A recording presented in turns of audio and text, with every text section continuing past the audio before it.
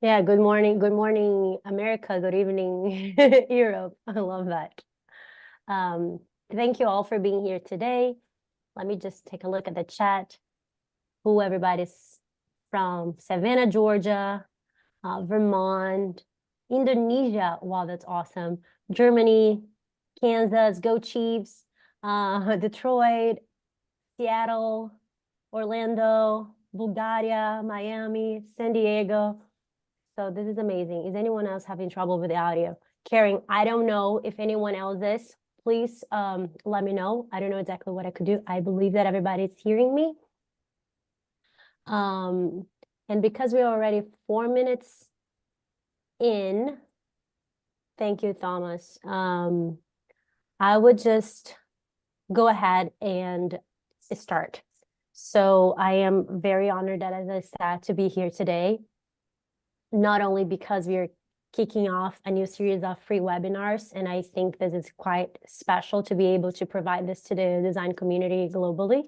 But on the top of everything, for those who do not know me, design and sustainability is my number one passion. I am an activist, so to be able to be here today to speak on this matter is it's such an honor. You know what? I realized that you don't have my name on my name here. I'm Luna. I am program owner for design leadership at ECHOS. I'm also a climate shaper for United Nations. I'm I'm alumni from Politecnico di Milan, where I had the pleasure to meet as you. I'm also now the design co-lead for the World Design Capital San Diego, Tijuana for all the climate and sustainability projects. And today I am here with Ezio and Franco, who, well, I am biased, right? I chose them to be here with me today because I truly believe in what they're doing. I think there's not enough that I can talk about the both of you that will do justice to the magnificent the work that you've been doing. As you are the father of social innovation, and as you were talking to me and Juliana the other day, also an activist yourself, my former teacher, so I'm biased. There's nothing I can say about you that's not gonna have a bias perspective. We got to know each other last year, and when I chose to go to a lecture of yours at Design Lab at UC San Diego about biomimicry and design. So ever since then, I am just fascinated about the very cool work you do everywhere, and more than anything, extremely important. So to begin with, thank you very much for being here. It's an honor. Before I let you both speak, I just want to go really quick to introduce everyone to ECHOS to begin with. That's the reason why we're here today, offering this free webinar for everyone. We are independent global desirable future lab. We have two business models. We have a design futures lab where we help business create value and innovation for good. And we are also a design school where design leadership program, which I'm going to be talking about in a minute, follows under. Our purpose is to foster the next generation of design leaders globally. We are part of the Global Design Thinking Alliance. Those are a couple of the clients that we've been working with for the past 12 years. And literally everything we do is by design. I'm not only talking about graphic design, I'm not talking about design thinking, design process, design leadership ultimately. We believe in the power of design, and today we're going to see how design can be translated in so many different industries and ways of thinking and working. And we believe in the power of it to transform lives and create preferable futures. We connect design and businesses for organization transformation and ultimately society transformation. And one of the ways that we have been doing that for the past 4 years is through design leadership program. We are about to launch the 4th edition of the program in April. And just so you can see here on my screen, this is some of the main themes that we are coming to bring. We are bringing in this new season. One of them that I really think it's interesting is the ecological transition. That it's going to be a talk by Ezio Manzini, but as well as starting to bring the concept of designing AI and a couple of other things that are very current in our society, as well as to shape the future of who we are and what we're doing. Everything that you see here will be on our website. I just wanted to see it here so you get familiarized. So when you are on the website, you kind of know what we're talking about. Those are the spheres of design leadership, from you and yourself, you and others, you and systems, and you and product and services. We believe that those are the main pillars of design leadership. And this is a little bit of the lineup for the season 4. More people to come, but for now, this is who we are, and it's a quite robust and important people doing great work in different industries. And this program is exclusive for design leaders or people who are soon to assume that role. And if you have any questions, I will be the person talking to you. So please, if you're interested in the program, let me know. But I do not want to take more of our time because the conversation we have today is extremely important. Here are some of the dates. You will find that information on the website as well, or you can email me. My email will be at the end of the presentation today. But right now, I really want to give the microphone, pass it to Ezio and Franco. I would love for the both of you to just start by introducing yourselves. Even though I did, I believe that you have so much more to say about who you are. So whomever would like to go first, the stage is yours. Ezio, please. Yes, I suppose that you were going to make some questions, or I had to talk by myself without questions. Well, I would make some questions, but if you could just introduce yourself. Let's say no one here knows exactly who you are. Who is Ezio? Yes, okay, sorry. Well, I am Ezio Manzini, as has been said. I am Italian, and I worked mainly at the Politecnico Milano, where I am retired now, and now I am a visiting professor in several schools around the world. And my work is at the crossroad in between design and sustainability, or that now I prefer to call transition toward an ecological society, and social innovation.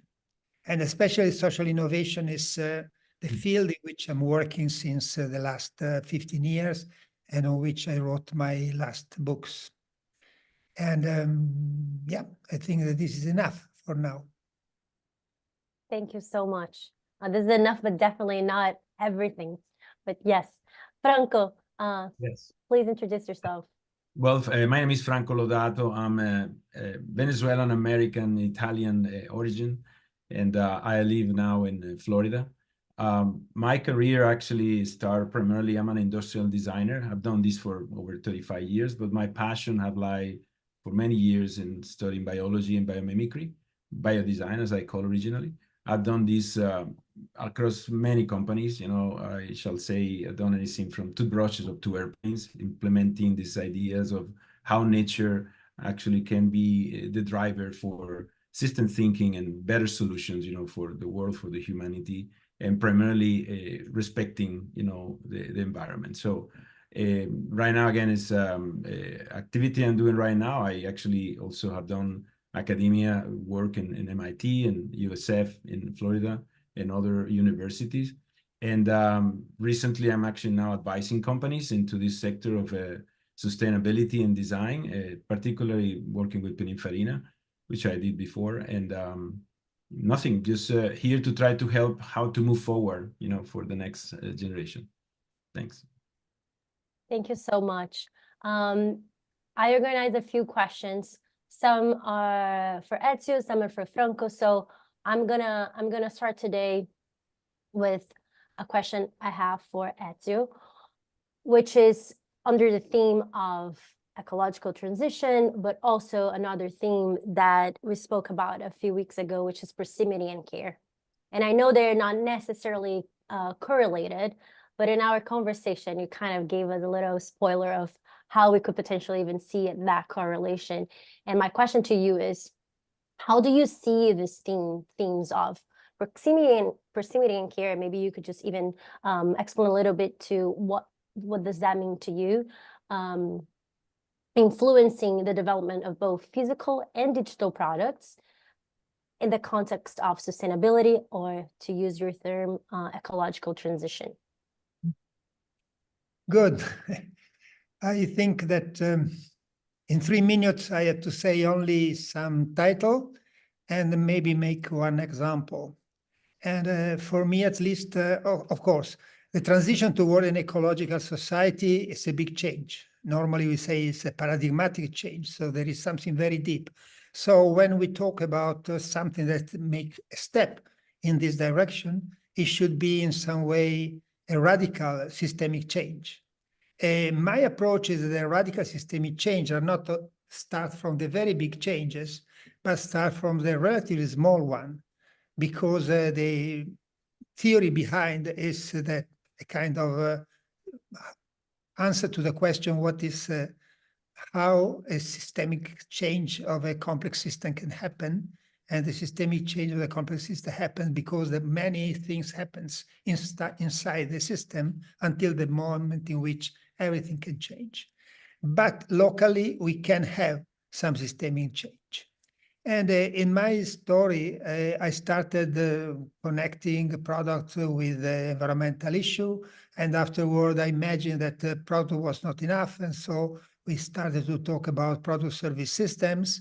And afterward, these product service systems, we started to see that the social part was very important. This do not mean that that are no other way of approaching the transition toward ecological society. But at least for what regards myself, the first point is how we can imagine the whole socio-technical system changes, and therefore how we can imagine these social changes. And in this trajectory, looking to what is happening in the society, me and somebody else, I'm not alone, arrived to think that there is one core issue in moving toward an ecological society, that is the capability of care. Capability of caring for the others and capability of caring for the planet.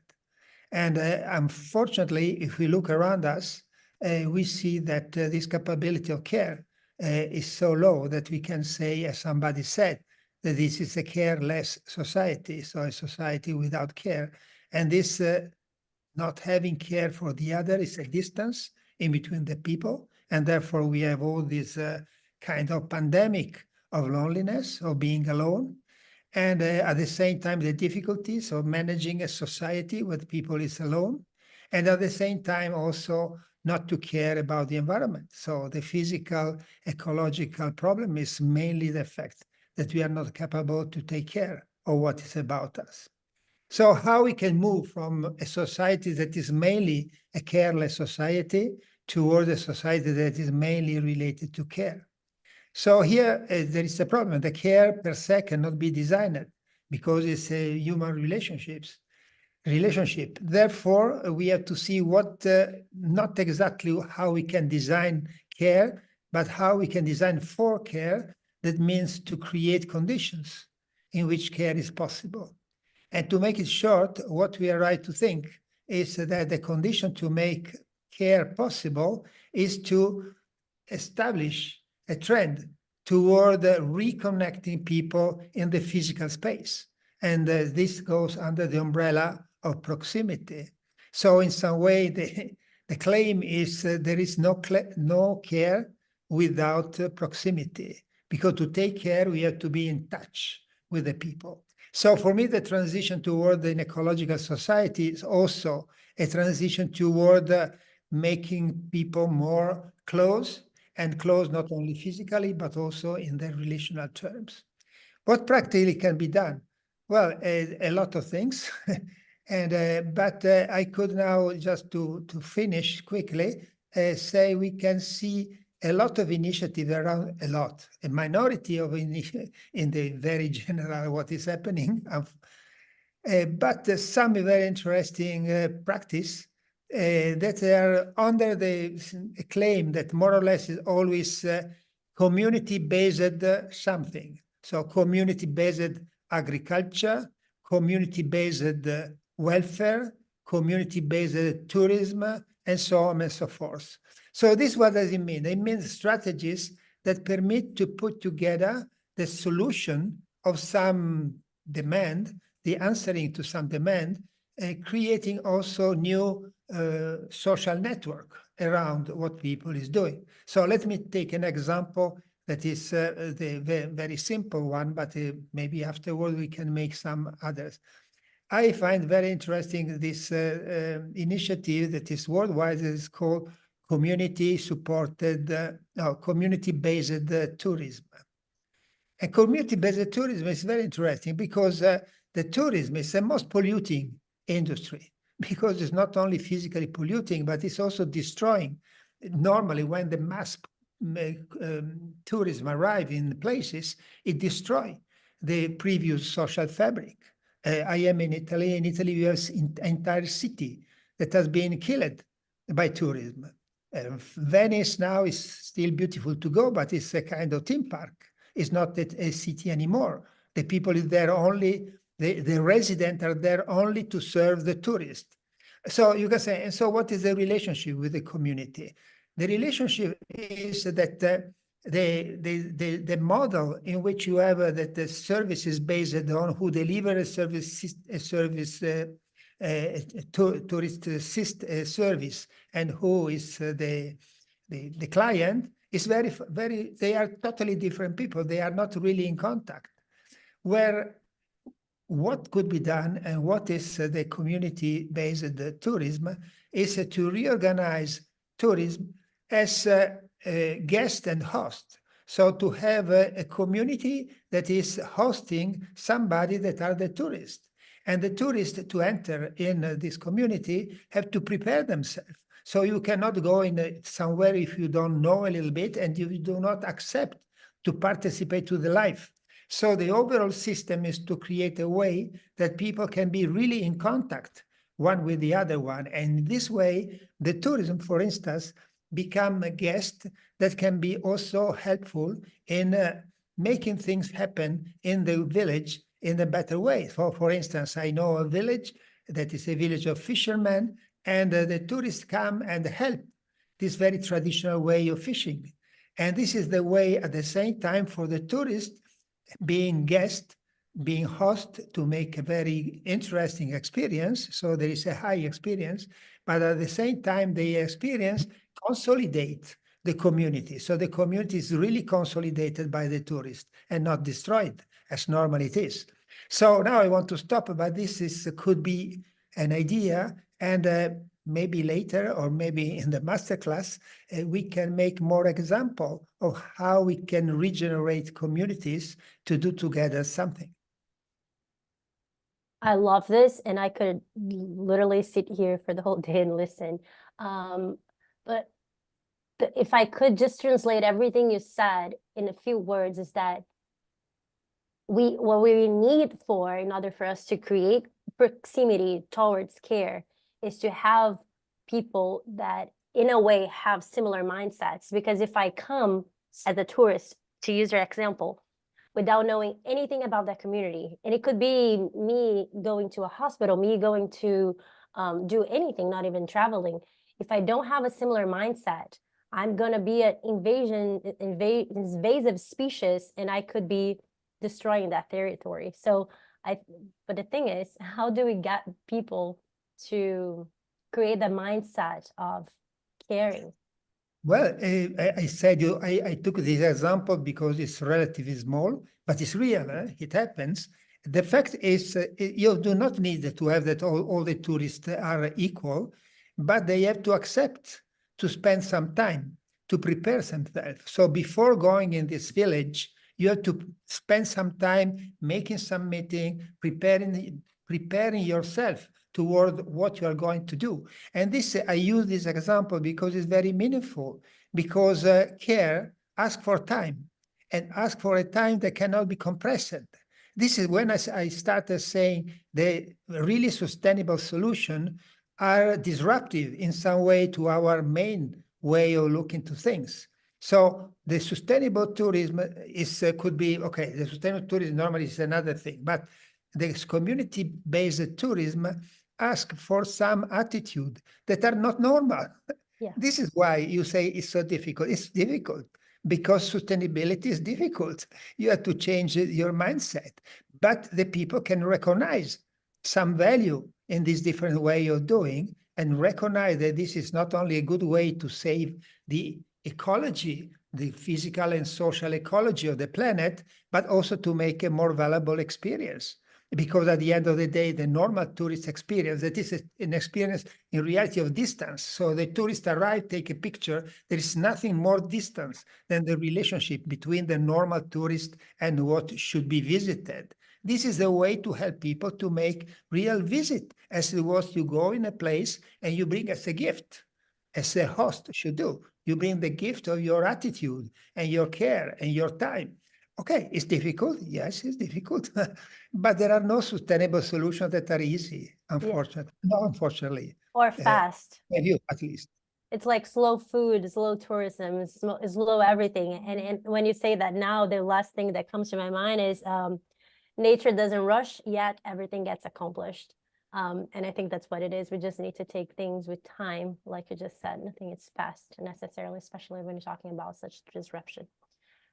I would move forward. And now I have a question for you, Franco. And to everyone here, like these questions, they seem to be so different from one another, but bear with us. They totally make sense together.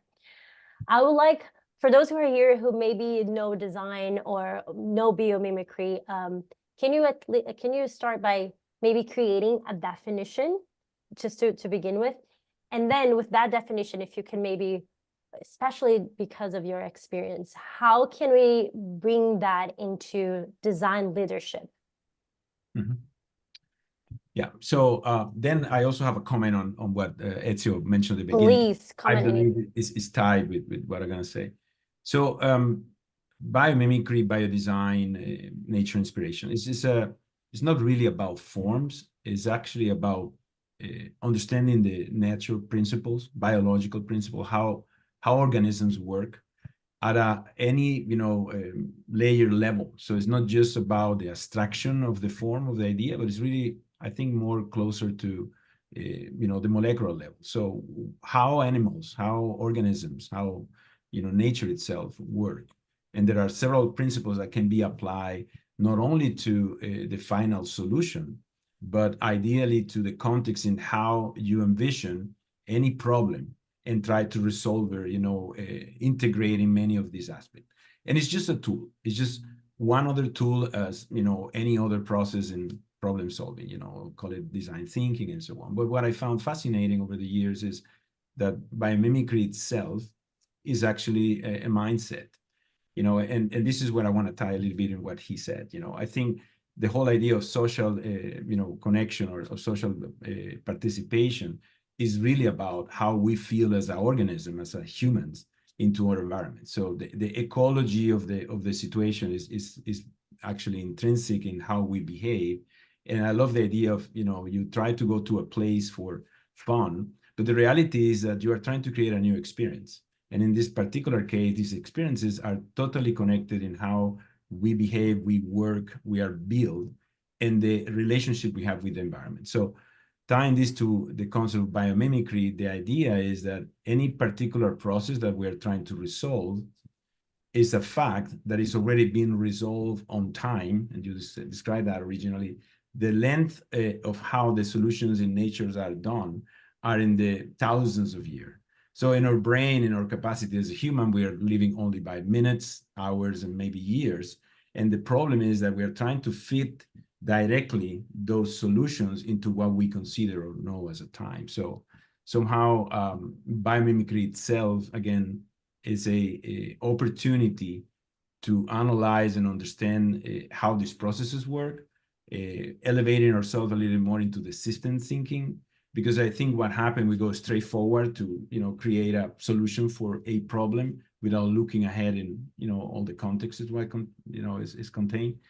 And so how this tie with your second part of the question with the business leadership, design business or leadership, is really about trying to put a point of view that is different and try to integrate many of the other elements that are part of, the situation. So I think the concept of biomimicry, the concept of understanding nature as a holistic thing can be detached and implement in any of the things we do.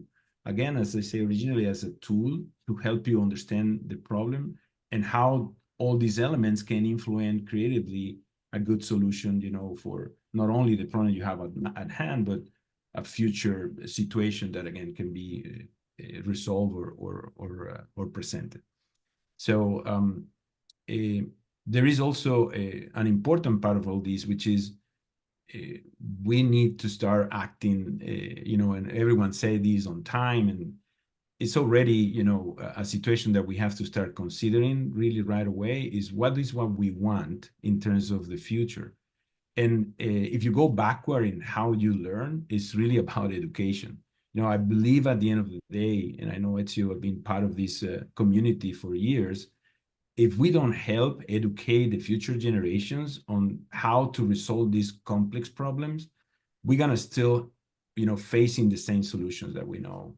And people gonna be, only identifying the pieces that they want instead of considering the reality of the context. So again, there is where design leadership using bio-inspired solutions, biomimicry, or however you want to call it, in my view, is a great opportunity to try to resolve this bigger problem. I agree with you, especially because you said that biomimicry and then leadership tied to it. It's an opportunity for a different point of view. And you have so many cases, especially in terms of products, physical products, right? I remember from your presentation, you might have so many others, but I remember those luxury products that you would not even imagine that there was so much meaning behind it, right? And I remember asking you, like, how can we influence business with biomimicry? It seems to be such different themes, almost different worlds. And I wonder, how have you been influencing these businesses to invest in biomimicry and invest to explore and understand nature in order to bring that into building their products? This is a very interesting question.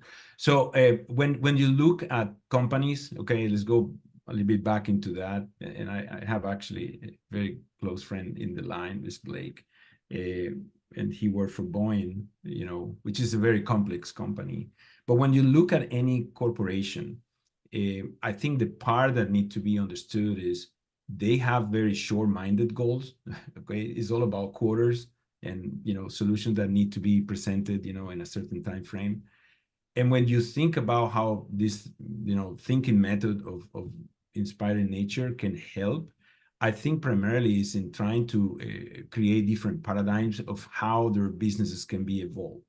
And the story behind is everyone wants to look for long-term, implementation or long-term, let's say, acceptability of what you do. And primarily what I've done, trying to use this process with different companies. You mentioned, luxury. Luxury is one of the elements that, at least at the end of the day, every one of us would like to actually accept, or if you want, attach in some elements of our life. And luxury can be a very interesting definition, because everything that nature resolve and present to us in a certain way is the extreme representation of beauty. And that beauty, I can consider that as a luxury for elements, but it's a connection between the best form using or representing the function that those organisms have at the time. And that's actually a process that nature have taken a lot of time to develop. And in a way, it's a luxurious way, to showcase in a moment what they can do. So going backward to companies, many of the companies have been, there's always this big principle of, we need it for tomorrow. You have to be practical. You have to be, implementable and, time related and so on. But at the end of the day, all of us look for the same. It's just developing something unique, something that people will recognize and accept, try to use, and more importantly, being relevant and become on time, and somehow the aspect of how biomimicry, in particular the subject I'm talking, can be helping this is truly to open the doors to understand the interaction and correlations you have at any level when you try to mix nature principles into what you do. Just materials, processes, techniques. So if the combination of these novelties, to put them together and trying to come with something new. Sometimes works, sometimes doesn't. I mean, and that's the other part, not being, concerned too much into mistakes, because I think mistakes help to get you to the next level, and that's how nature works also. The best solution you see at the moment is, the summary of many mistakes on time.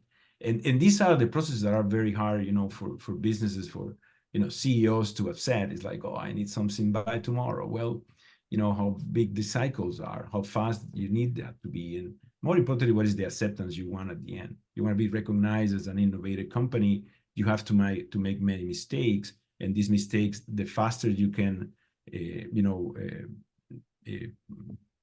improve or you make them happen, it will take you actually to a better situation. So that is kind of like, the idea and how I believe most of these companies that I've been with have been accepting that. So and be, I'll say, be grounded in the idea that you have to be the change, the change agent, and then it's a big responsibility. And as I say, it can go one way or another, and move on all the time. So I love what you're saying, and I think Blake also resume it even more, especially when it comes to luxury products. I think the beauty is actually a key, and I think everything we do in our lives has to be influenced or informed at some point by nature, because that's actually what's there. Everything that has ever been created has been created through nature or using nature, whatever it is. So maybe that's the key, like Blake said.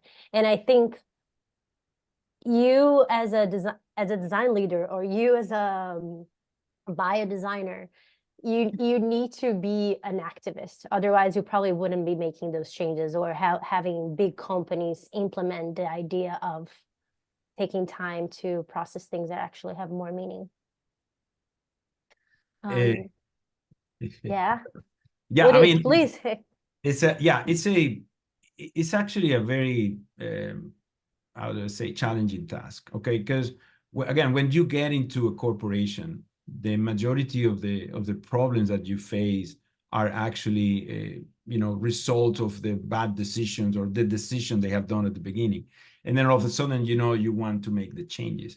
And most of these, I mean, I talked about system thinking before. So most of these solutions that they already are, big corporations are already entertaining, are based on decisions they made, years ago or at a certain time. And then they build up the whole story around.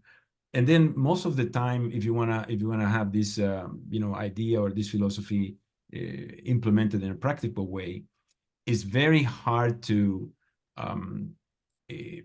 demonstrate the validity of what they do unless you actually challenge it and try to change it.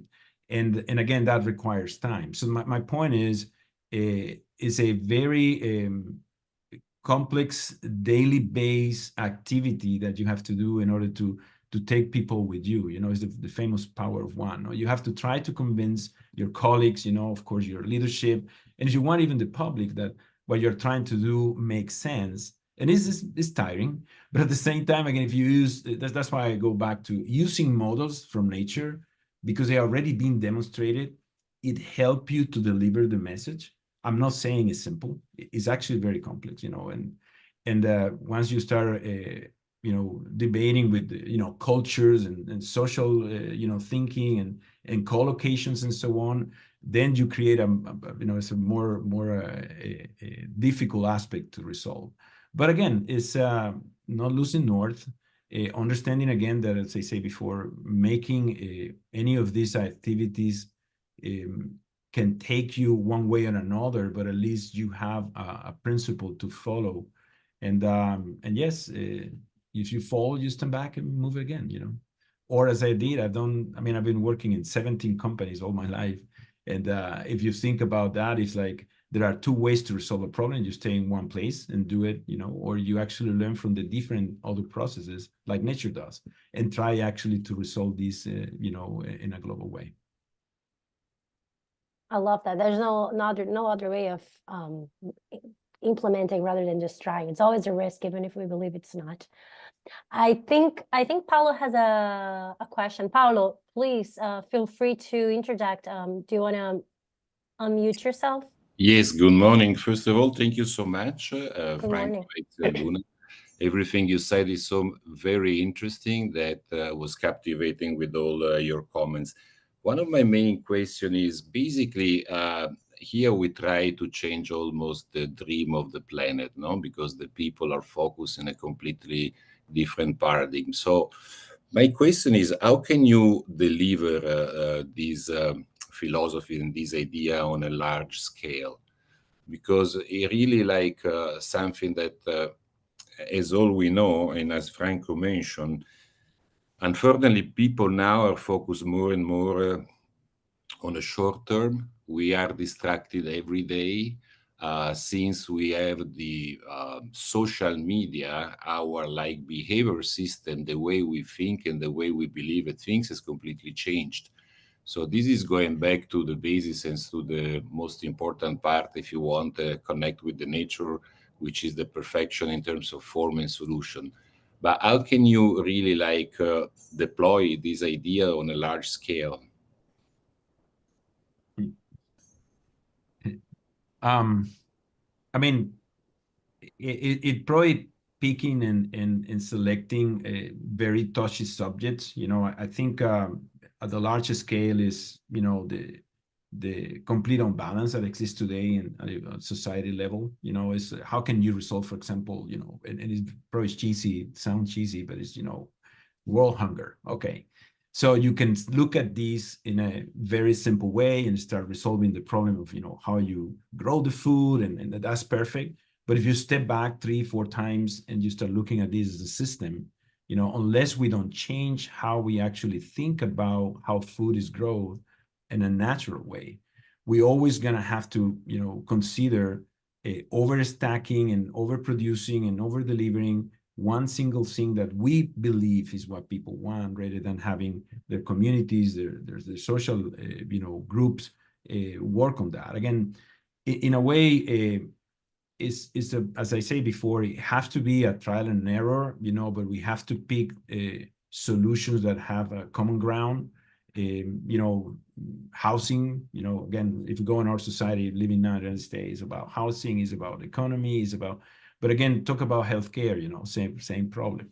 So we believe, you know, that's actually a right for everyone, but, you know, the whole system itself make it impossible, you know, for you to truly access.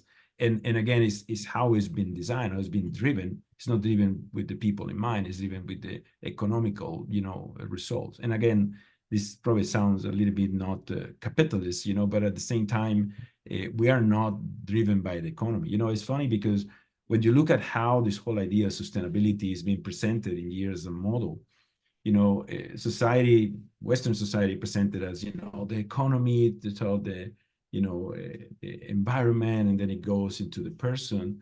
And I think, you know, that model, that mental model of having a, you know, the economy driving everything is actually something that really have to change radically, because without environment, and, you know, there's no society. Without a society, there's no economy. So those principles, I think, are, you know, it's time to consider challenging them and move them backward. They are intrinsic correlated, but they are not isolated, one more value than the other. But unless we don't start from what surround us, you know, it will be hard to see. I close with some comment. You know, I was privileged enough to do a very interesting project with NASA recently, and it was all about, you know, interplanetary, you know, travel and how, you know, people are going to do when they go to Mars. And it was actually the Mars mission 2034, and what's going to happen when people is there and someone gets sick. Okay. But the story short is there was a very interesting comment from one of the astronauts, you know, at NASA, was just like, well, the problem is that when you are in the Earth, he was saying everything you look is, you know, the region, my country, and this and that. But when you go outside and you look this in a complete different scale, it's just the Earth. There's nothing more. So unless we don't understand that we are all in the same place, and if it's something we do wrong and that blue ball, you know, disappear, nothing's gonna happen. So, and then the point is, what these models that we have set up for ourselves are not challenging and not, and you ask the question, you know, how do we stand for long term? Just we need to start, you know, and this is part with passion and interest, and if you want, you know, driving mindset can take you, you know. It's just again, it's my point of view on this, you know, and start all the time, you know, be ready. If you love cars, you know, just have the Ferrari always fuel and have the tires on the road. I couldn't agree more, Franco, but unfortunately, the world is moving in a completely different direction. So that would be a great challenge, you know? Yeah, everything is challenge. Anyways, yeah, it's right. Everything is going in the other direction, but that will be a defeat just on terms of how, you know, or how do I say, or generations, and if you want, or humanity, you know, have been doing all the time, you know. It's not a negative thing to start knowing that there are many challenges. I think it's just a matter of putting yourself up front and try the best, you know, to make it happen. So, and I go back again, how nature resolve problems. It's the same way, you know. So pollution, they survive. There's always a survival and adaptation, you know, for what it needs to be happening. Thank you so much for this. I love when people have questions because I think it makes everything even more interesting and gives different perspectives. And I would like to move forward because I have some questions, and I want to hear more of what you have to say, Ezio. And I think the question that Paulo has about what is the largest scale, in a way, at least for me, resonates with social innovation. And forgive me if you don't think so, but let's talk about social innovation here a little bit, because as we said, we need to make these radical systemic changes, like you said, Ezio. How do you see social innovation being utilized to, or used to lever, to create this mindset of design sustainability? Yes, if I can, I would like to answer the question connecting to the previous discussion. And so at least things have a kind of a continuity, one to the other ones. I'm not specifically expert in biomimicry, but I cannot say I'm an expert, but I have been really very influenced, especially since the last 20 or 30 years, from what does it mean to learn from nature. But to learn from nature, we also need to have a good representation of nature. And the good representation of nature is that nature is the most complex system. Therefore, what we have to learn from nature is how to navigate this complexity. Navigate the complexity is the opposite of what we Western people have thought until now. So this is why we can say this is a very challenging issue, because our dream, also as designer, has been to have a control on things, to have the possibility to plan, have the possibility to foresee exactly what is going to happen. But if we learn from nature how nature works, we have to learn that nothing cannot be controlled. So complexity, taken seriously, the fact that we are inside, we are part of a complex system, is that we cannot really control what is happening. So this is a very important point. The second very important point is that the nature in its complexity is higher resilient. So the notion of resilient has been overused, this term, but this is a very important term for us.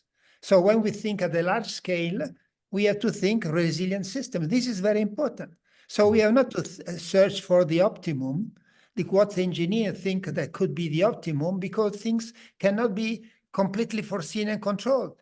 So we have to design for something that can last in time. And to last in time has to be resilient. And so what does it mean to be resilient? Is to use mainly horizontal distributed systems. So again, the Paolo that was making the saying this is very diverse for what is the mainstream. Yes, the mainstream is to go toward very vertical structure, and the resilience, the future, the ecology ask for something that is very horizontal. So how to get scale in the way in which things can happen when they are really very horizontal. So I can continue, but I want to go to the question. So this was to say there is a lot to learn from nature. And afterward, it depends. So what you learn is also what you want to learn. So in my view, what we have to learn is to accept that we are not at the center of the scene. We have to, in some way, philosophically said, to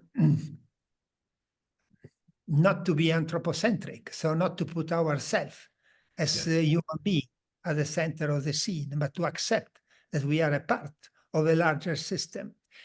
What we can do, we can make something, and we cannot avoid to do something that change the state of things. And changing the state of things, we make conditions that could be more favorable for some way of happening, a way of living. So going to your question, if for me, to move towards sustainability is not only an issue about social change, but nothing is really towards sustainability if there is no social change. So, I mean, the technological issue could be very important. The technological innovation could be very important in the perspective of sustainability. Of course, new energy, finding a way to use hydrogen or finding some materials that is particularly easy to be recycled. So there is a lot of things that can be done technologically, but to become really something that could be said as a ecological solution, we have to change something that is in the mind of the people. Not we have to change, the mind of the people has to change, and we have to do something that help the weight of changing. So we are always designing for the creation of context that can generate different behavior.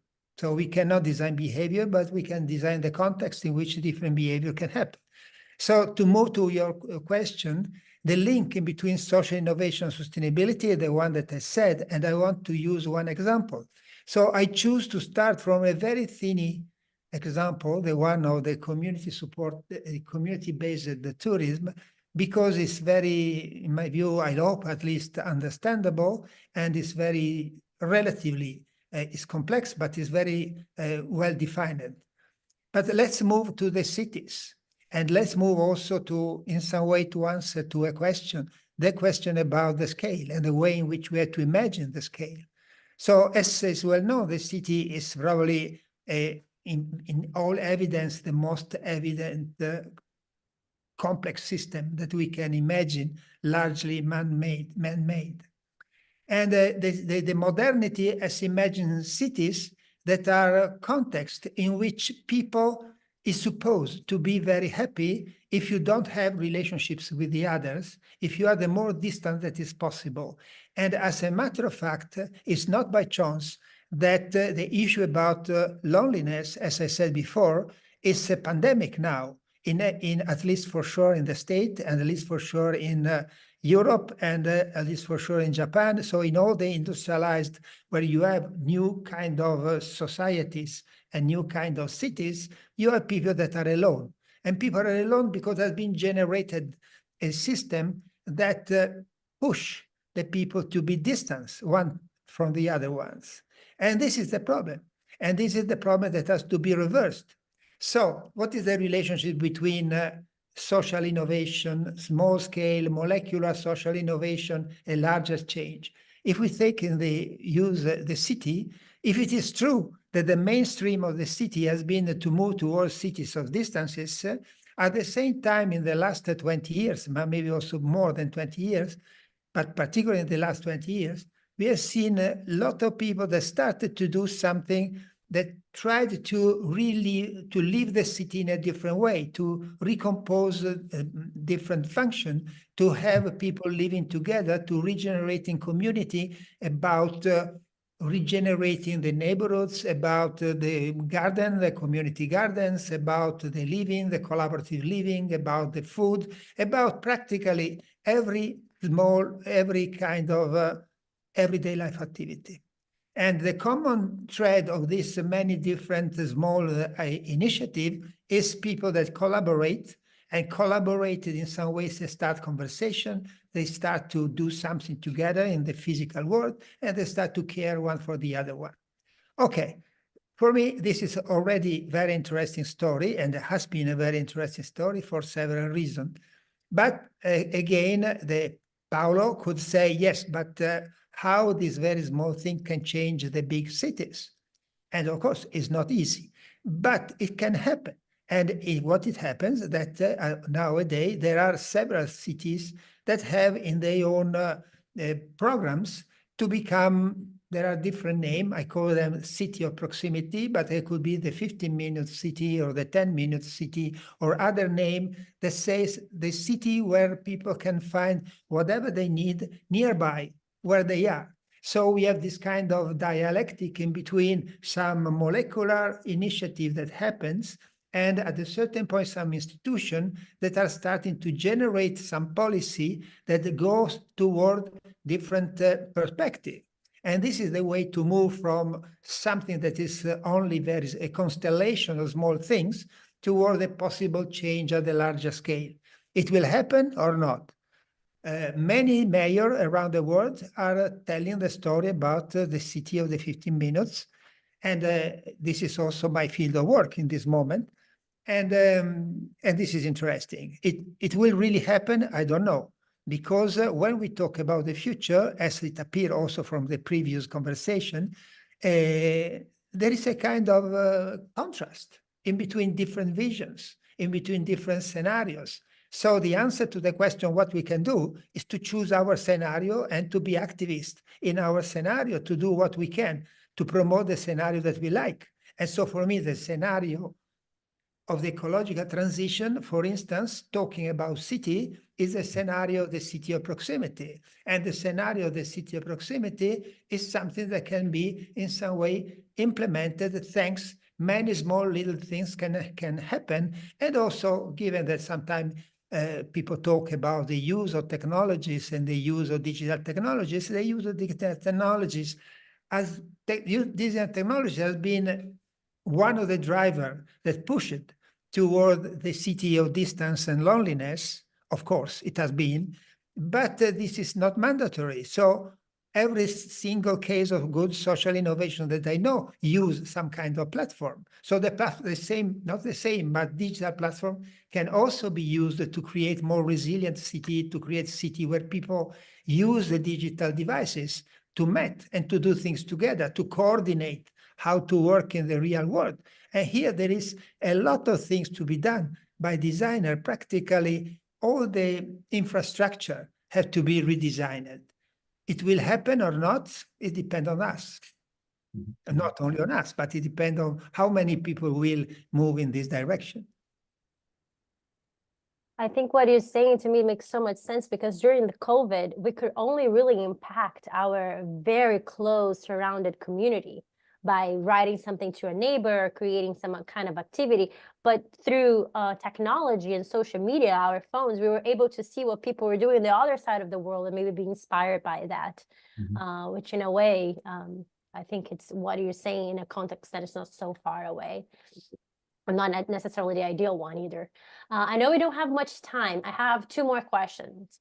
One is for Franco, and to just generalize this question is, in terms of biomimicry, biodesign, what is a trend? What do you see any trend coming? Or have you been working on something that maybe it's related to the future that you can bring to us now? Yes. Yeah, unfortunately, again, I would love more time because I have a comment on what Ezio was saying, but But please comment. I think it that's more correlates. that's Yeah, important. it correlates. You know, I think before I answered your question is, so when you look at social innovation, and I agree with him in terms of, you know, picking a context and work on that. At the end of the day, everything you are describing relate to individuals, you know, and how the individuals, you know, people in this case, collaborate and share and correlate with the society, in this case, you know, the city or micro city. And I look at how nature have resolved that. I mean, it's this micro ecosystem that exists, you know, for anything, bacteria up to, you know, termites and so on. And these models, I mean, the point of the matter is, as you say, start from somewhere. I agree, but instead of looking for new models, I think the opportunity will be just to understand how nature models have resolved many of these problems in terms of correlation, co-living, and so on, and try to implement that in principle, you know, as a solution. It's just a comment on that, because I believe that, again, at the end of the day, we are, you know, looking at how the process replicate over and over again. So on your question, and as I say, this probably require more than an hour, but on your question of trends, yeah, I can see some trends. I mean, you know, what I've seen lately, and I know if you guys were able to see what was happening at COP28, which again is probably the driver for many of the things that we are talking here. At the end of the day, you know, all of this go basic for whatever even Paolo mentioned and all the conversation we have done. It goes about, you know, all of us need to learn some of these new tools and learning these processes, and it goes about basic to education, you know, and part of what I'm trying to do, I mean, one of the trends again that I see is the connection between these processes, these different aspects, you know, of life. I mean, technology, of course, I've been playing technology for many years, you know, more than 2 decades.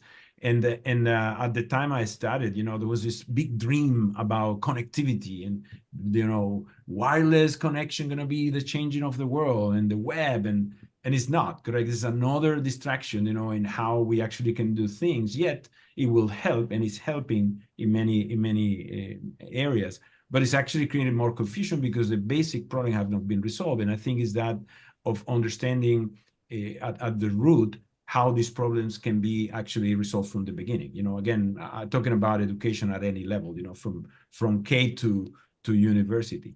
But the process itself of these trends is, you know, that we have more access to information. We have technology that will help us, you know, resolve these faster, analyzing things. AI, of course, you know, and AI, AGI probably is probably the next, you know, that can be helpful for that.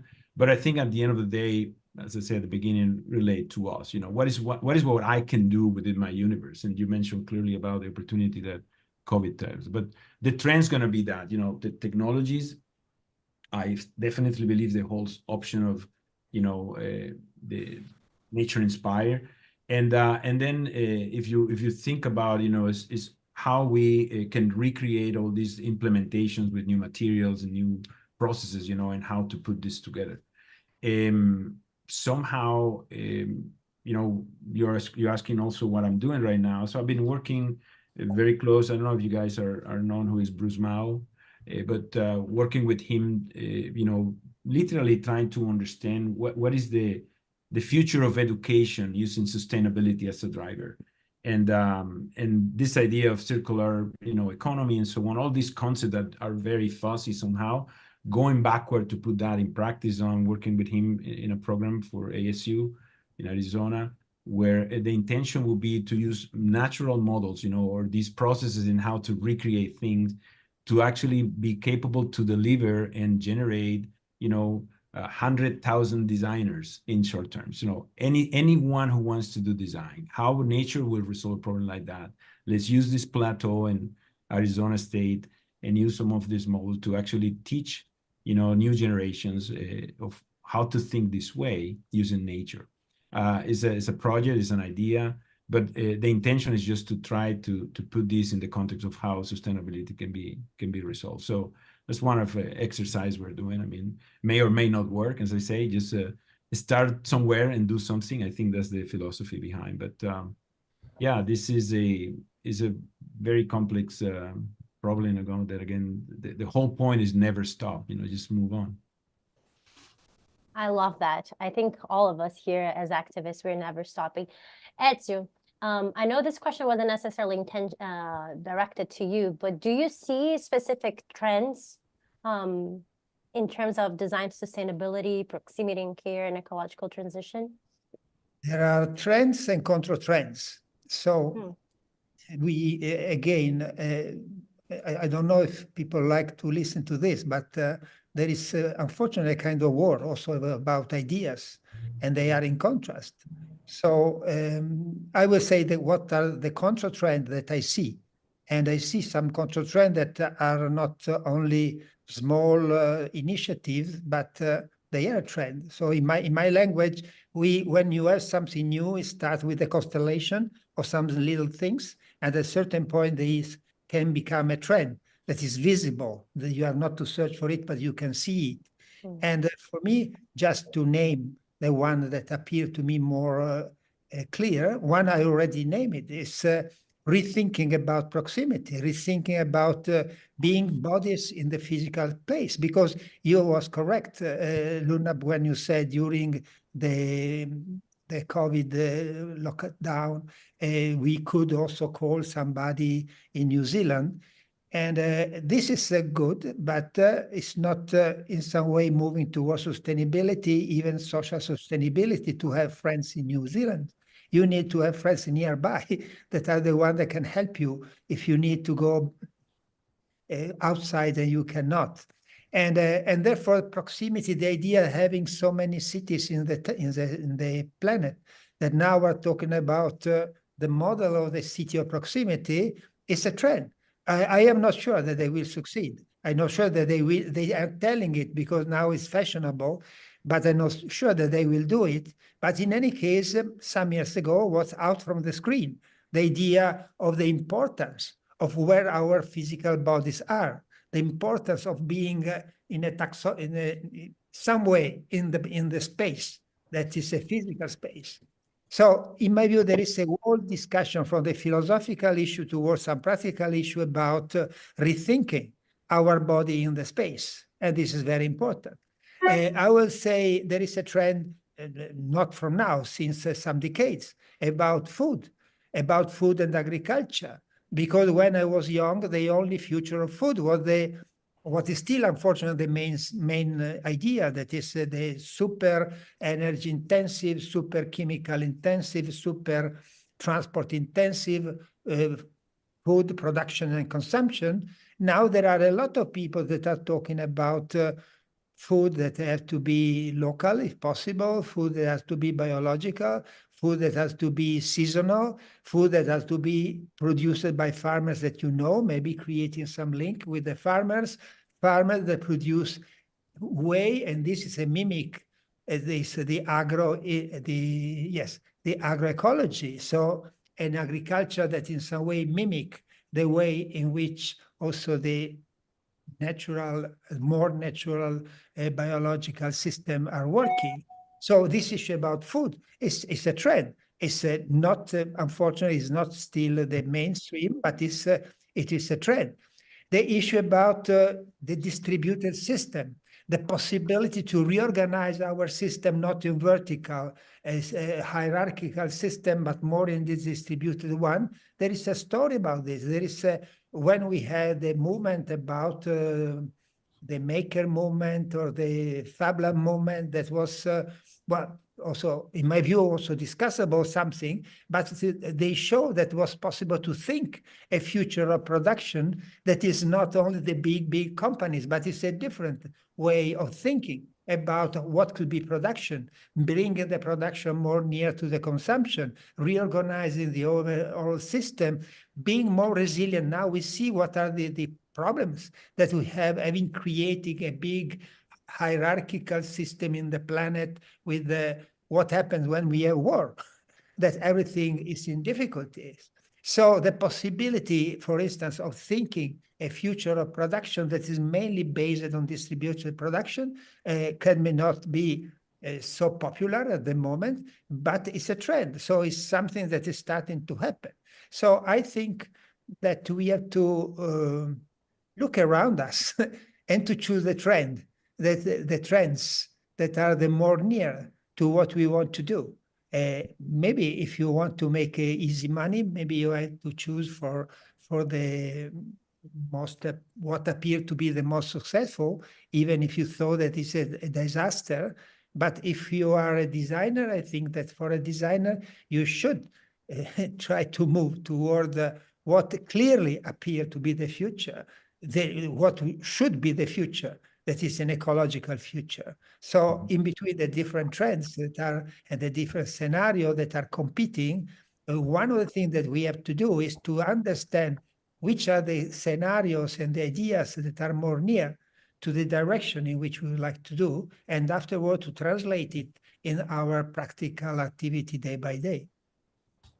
I couldn't agree more. I think it's again going back to being activist. Maybe it's a matter of creating your own trend, and then setting that in the small community until, like Franco also said, articulate that and get the people to buy into your idea, hopefully even in business.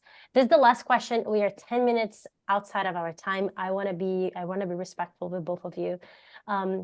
I think someone here was also asking for some references, and I wonder if you could maybe name either a project or a company or an idea, anything that maybe comes to your mind in terms of environmental impact, sustainability, that we could maybe just feed everybody with so they can do further research on those topics. Any ideas? Yeah, I mean, I will share what I consider a very interesting reference right now. And again, I'm biased because I was part of this at the beginning. There is a very interesting work the Media Lab at MIT have done. There is a group called Mediated Matter. It was led originally by Neri Oxman. And the reason I'm sharing that is because everything we're talking here is about interactions. And I know Ezio in his time, I remember in the first chart I hear from you was at Politecnico when you have the La Materia della Invenzione. It was the first intent, I think, that I remember. 40 years ago. Many years ago. But it was an important one because I think it was the referral to what technology can do and should be doing for the future of design when you actually interplay and work with that in terms of resolving the problems you have at the moment. And this was about multidimensional and all these different things. But at the same time, what I see she did, and I was there when she started. She graduated in 2010 and put all that. I was part of MIT with Motorola. What they were doing, what they were trying to understand, not how to resolve a problem, but what was the opposite way that we're talking, which is the interaction that we are discussing right now is trying to integrate nature. But what happened if we actually change the model and we do this for nature? So developing new material that is actually self-replicated and printing products rather than fabricating the products, or revisiting the model in how things are done, using literally only two materials like nature do. So I think that is a very good reference, that probably can be evaluated and analyzed, because I think those are the kind of thinking that are not existing. And as a designer, I think the most important is, and I know there is also a question around this in terms of how corporations can do that, being a designer. We are the change element, the change agent. That's what we need to position ourselves in these companies. It's like, we should ask the question that no one is willing to ask. There is a risk, but at the same time, if you don't ask the question, there will be no answers, and part of that is just changing the mindset, changing the model. So I think that's my comment on that. It would be interesting just to evaluate what is going on. I think she have a company right now, but that particular lab, in my view, was a very interesting opportunity. I'll get the link with you later so I can share with them via email after our session. Ezio, how about you?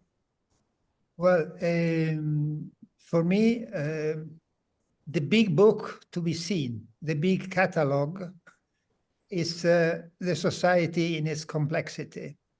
So as a designer, we can have special lenses and try to see who is doing something that could be interesting. So this is not to have our own creativity. We need our creativity, but there is so many things that start to happen in the society. There is a kind of collective intelligence that could emerge, and we have to help this collective intelligence to emerge.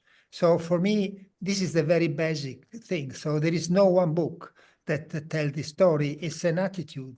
It's the capability to recognize around us something that is very bad and something that could be good, and try to do our best to help what is good.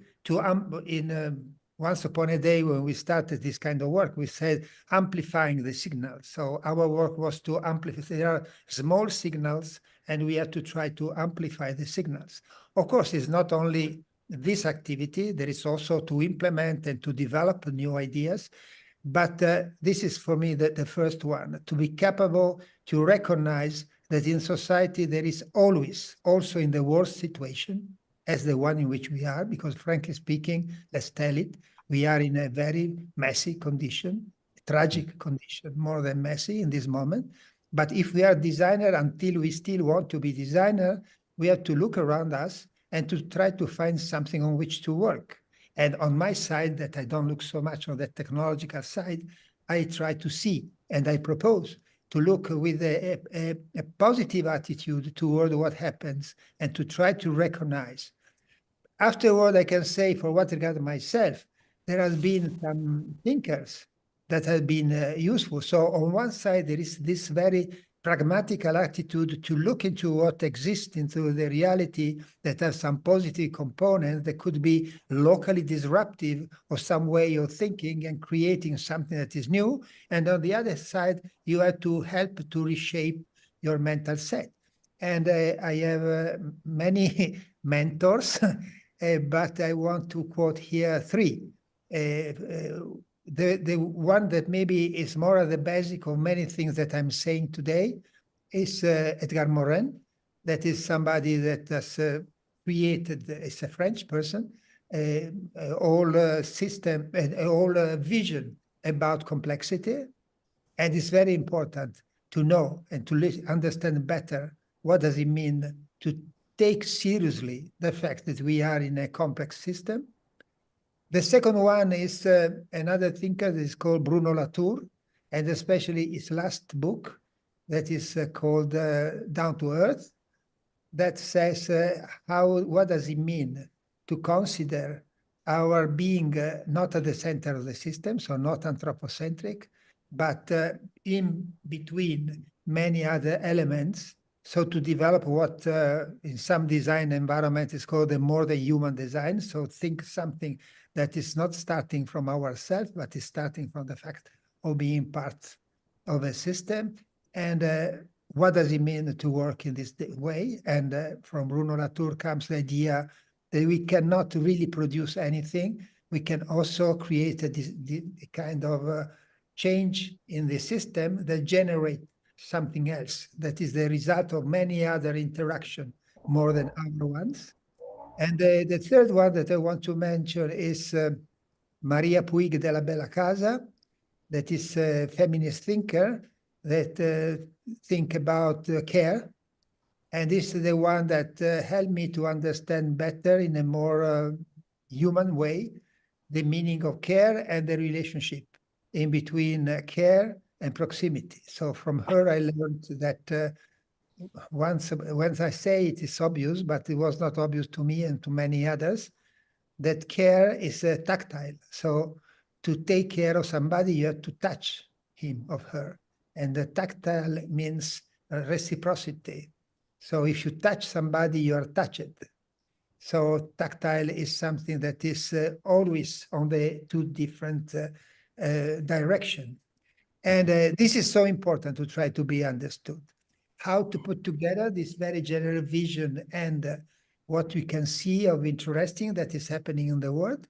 Okay, here there is all the creativity of the designer, in my view. That is a very important issue. Thank you. And I believe I wrote the names correctly and I put it on the chat for everybody else. And I have it all here as well, so I can share with everyone on a future email. I could stay here forever, but I know that I've taken 20 extra minutes of your time. I appreciate anyone who's here, and I extremely appreciate you, Franco and Ezio. Thank you for sharing this. And I'm sorry if I was rushing us. It was just so we could stay in time. I hate to be the timekeeper. I really hate it. It's terrible. Again, course starts on the 22nd of April. Ezio is going to be our first masterclass speaker. So this fire session will be continued.